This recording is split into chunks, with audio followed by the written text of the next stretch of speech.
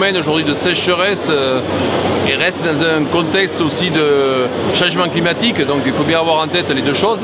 Donc aujourd'hui sur la sécheresse, ce qui se passe, c'est que l'ensemble des régions françaises sont touchées. Bon, allez, on peut dire qu'il y a une partie de la Bretagne qui est peut-être un peu moins touchée, mais sinon la problématique se pose sur l'ensemble des régions françaises. Donc il va falloir avoir des réponses à court et à moyen terme sur l'ensemble des territoires. Donc tout le monde n'aura pas la même réponse. Ça c'est un travail que l'on va mener dans les régions en lien avec les chambres d'agriculture, avec le réseau. Par contre au niveau de la filière laitière, l'impact immédiat que nous avons par rapport à cette problématique sécheresse, ce sont l'évolution des coûts de production.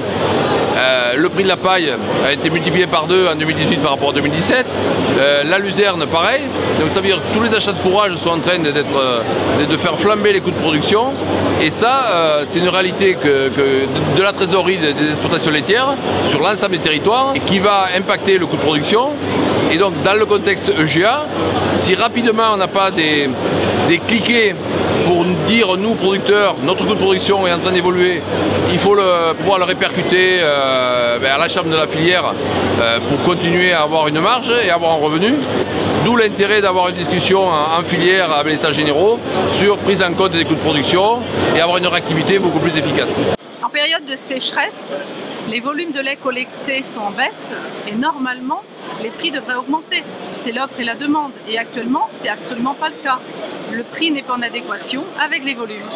Alors nous, auprès de nos clients que sont nos laiteries, nous souhaiterions un peu de solidarité. Ils savent que le prix actuel payé aux producteurs n'est pas suffisant et il n'est d'autant pas suffisant que les charges vont augmenter. Nous, ce que l'on voit actuellement sur le paysage laitier, c'est des entreprises, pour la plupart, qui ne prennent pas en compte la réalité des producteurs. Par exemple, Lactalis, sur la moyenne depuis janvier à septembre, c'est une augmentation, certes, mais que de 56 € par mois pour une ferme moyenne française. Est-ce que ça permet de couvrir les charges supplémentaires? Non. C'est comme Agrial, qui actuellement propose un lait 15 centimes en dessous de la concurrence. C'est un signe très négatif, alors que la collecte baisse, que les producteurs ont besoin d'être soutenus.